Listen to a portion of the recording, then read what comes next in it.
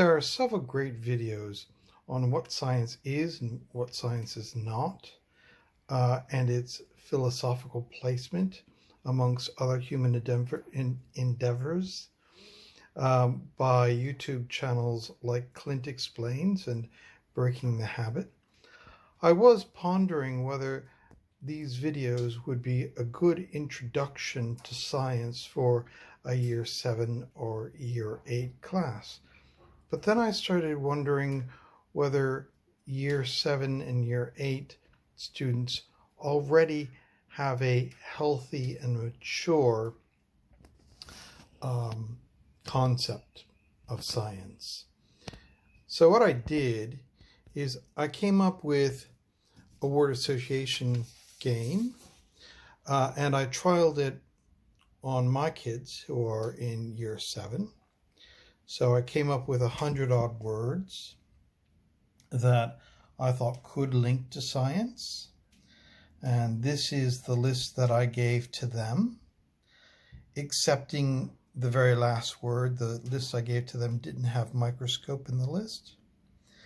And then I asked them to choose for the 3 words that they most associated with science, and also if they thought there was a word that should be in that list but was missing, what that word was. And this is what they responded with.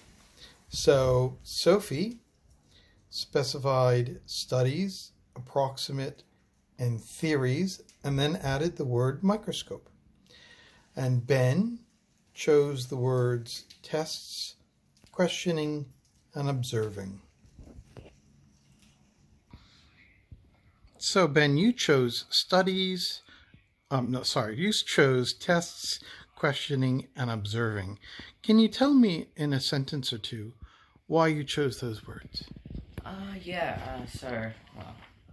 Test, questioning, and observing is, main steps in science, right?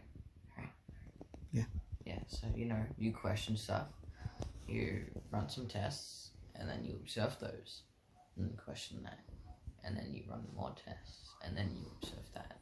Very good. Yes, I think that is at the heart of science, as you say. Thanks, Ben. Sophie, you chose studies, approximate, theories, and then you added the word microscope. In a sentence or two, could you tell us why you chose those words? Okay, for approximate, when you're doing science, when you're writing reports and stuff, you have to be approximate with numbers. So if anyone wants to, I don't know what the word is, but like redo it, they need to know what you did. And then studies, because you have to study science. And then theories, because you can have theories and aspects on different things. And then microscope, because that's what you use in science.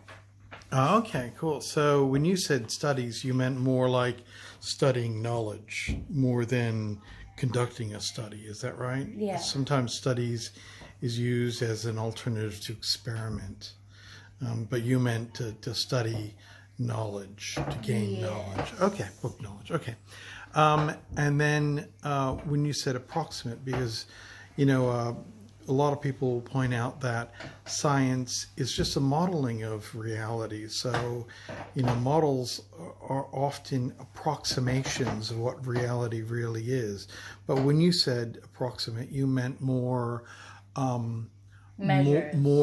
approximations of measures. So you would get an exact measurement and you might approximate, or you might have to take several measures because the readings might be different for different. Okay, so that's what you meant by approximate.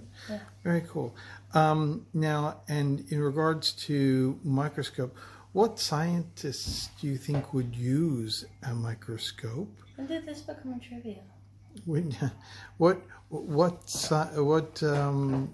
kind of what kind of scientists do you think would use a microscope? Biologists. Biologists, very good. Any others? Marine biologists. Yeah. Maybe a chemist?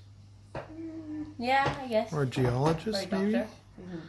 Doctor? whoever tests the blood. Is a doctor a scientist, or is Yeah, a but like doctor? whoever tests the blood, there must be some sort of. Yeah. So a medical researcher of some sort. Yeah. Very good. Very good. And can you name like a scientist that you think would not likely use a microscope? Is that what Einstein microscope? Yeah. So he was a physicist. He was man. he was a theoretical physicist, and they're unlikely to use microscopes. Or maybe an astrophysicist who studies the stars. They sometimes would not use a microscope, but use a telescope, right? Oh yeah. Okay. Thank you very much, Sophie. So this is an interesting list, and that was an interesting discussion. I think it's generally a mature and correct understanding of science. I think Ben is looking more at the procedural aspects of science, and Sophie less of the procedural and more at the knowledge that's gained through science. But there's not really any misconceptions there. I was thinking that Sophie was talking about experiments when she chose studies, and that she was talking about how models approximate reality. But that didn't end up to be the case. She's talking about studies in relation to learning the knowledge that science has accumulated, and approximate, meaning the approximations you have to make when you're conducting an experiment of some sort. But very interesting little exercise. Thanks.